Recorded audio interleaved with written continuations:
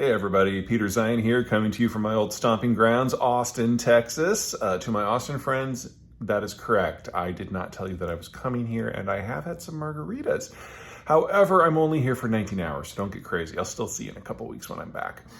Anywho, the big news of October 5 is that OPEC has announced it is planning on reducing output by 2 million barrels a day, despite the fact that there's a war raging in a major energy producer, and energy prices writ large are really high and global inflation is high.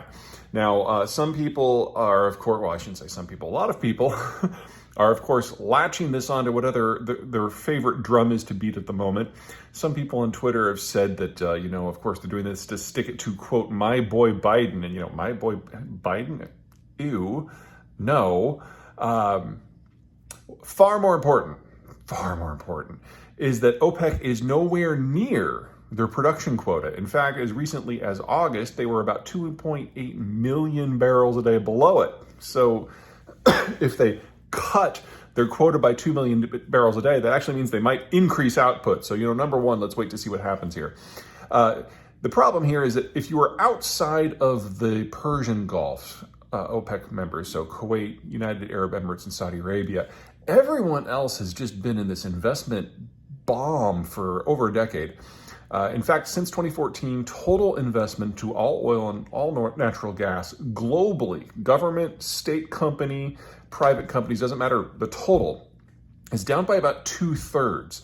And the non-Gulf OPEC countries are no exception. Places like Gabon and Nigeria and Venezuela are just borderline incompetent when it comes to maintaining their own energy infrastructure anyway. So they're completely dependent on internal investment, and yet they think they have checks that they need to write, so they don't provide the investors with particularly great terms. And so if you're those investors and cash is limited, you try to put your money elsewhere where it's going to be more productive with a more reliable partner. And that manifests as lower production in a lot of OPEC states, to the tune of apparently 2.8 million barrels per day. Now, in the last few weeks, about a fresh million has come online, mostly from Libya and Nigeria, because a certain confluence of events have allowed them to increase output in the short term. But don't expect that to drop. Both of them are very close to record low outputs at the moment, and they'll probably be back within a few months. This is kind of how it shakes out with these folks.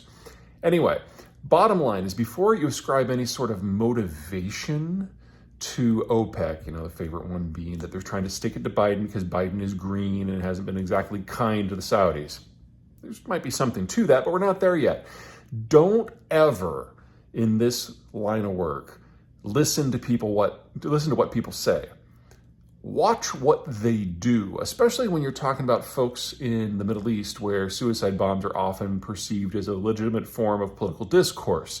The rules are different over there, and we need to keep that in mind before we jump to any conclusions. So wait, watch. Let's see what the Saudis do over the course of the next few weeks with their actual oil exports.